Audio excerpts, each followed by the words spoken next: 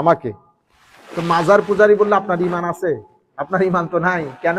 কারণ মাজার যিনি পূজা করেন উনি তো মুমিন না, মুশরিক। তা আপনি আমাকে মুশরিক বলা মানি আপনি মুশরিক হয়ে যাওয়া, কারণ আমি তো মুশরিক না।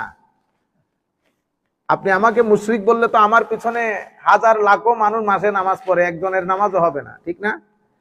আচ্ছা, আপনিও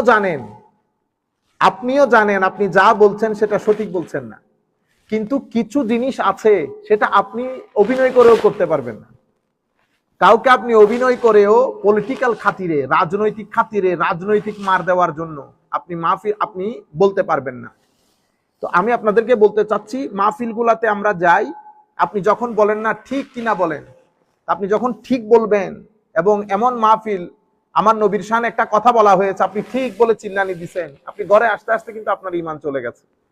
খুব সেনসিটিভ একটা জায়গা, এখানে আপনি কোনো ইফস এন্ড বাটস নাই। আমলের ক্ষেত্রে, অন্যান্য ক্ষেত্রে হিসাব করা যায়, কিন্তু ঈমানের ক্ষেত্রে, আমার নবীর শানের ক্ষেত্রে কোনো হিসাব নিকাশ নাই। আমরা গত বেশ কিছুদিন ধরে লক্ষ্য করছি। তার আগে আমি মাইন্ডসেট গুলো আপনাদেরকে বলি। আমাদের এখানে একটা মাইন্ডসেট আছে, সেটাকে আমরা খারেজি মাইন্ডসেট বলি। খারেজি মাইন্ডসেটের মূল সমস্যা কি?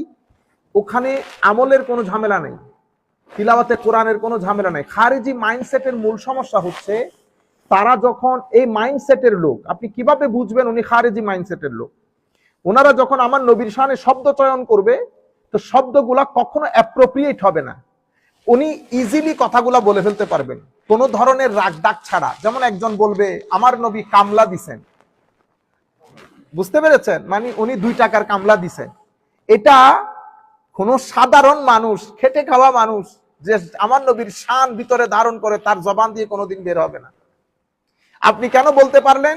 কারণ আপনি জেনে বা না জেনে আপনি খারেজি মাইন্ডসেটের লোক। যারা আমার নবীকে, আমার নবীর শানকে তনকিস করে, তনকিস নবুওয়াত, নবুয়তের শানকে খাটো করে উপস্থাপন